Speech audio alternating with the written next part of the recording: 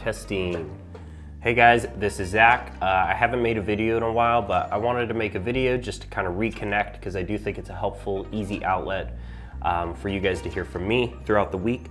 And I wanted to share something this week from a passage I actually preached on this past week from the Gospel of Matthew, and that's Matthew chapter 12. So I'm going to read it and then just kind of touch on a few key points in it. Matthew chapter 12, verses 1 through 8. It says this: At that time, Jesus went through the grain fields on the Sabbath. His disciples were hungry, and they began to pluck heads of grain and to eat. But when the Pharisees saw it, they said to him, "Look, your disciples are doing what is not lawful to do on the Sabbath." He said to them, "Have you not read what David did when he was hungry, and those who were with him? How he entered the house of God and ate the bread of the presence, which it was not lawful for him to eat, nor for those who were with him, but only for the priest?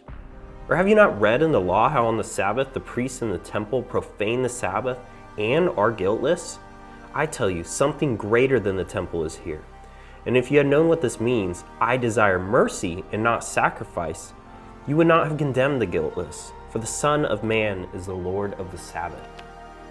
So I love this passage because what it points to is Jesus is kind of walking along with his disciples, and the Pharisees are there kind of looking upon Jesus and his disciples and saying, "Hey, what you guys are doing is against our law as the Jewish people." And the law for us is the Old Testament, especially the Mosaic books, the first 5 books of the Old Testament and the book of Leviticus, gives the laws and the rules that God himself gave to his people to live by.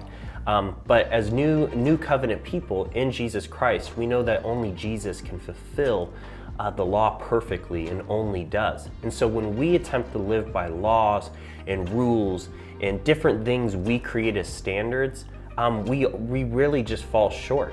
And we actually hurt other people when we live by laws other than mercy, which is what Jesus calls us to. And that's what's happening right here in this text. The Pharisees are using the law to pretty much get over on and hurt Jesus' disciples by saying, "Hey, you're not fulfilling the law." And Jesus, in his gracious and in his kind way, he basically says, "I only fulfill the law. And so what I'm not asking of you guys is sacrifice." And what he means by that is keeping rules, keeping laws, being a religious person. But he's saying, I want mercy, because mercy is different from every human, every man-made construct, every way of life that we live as people.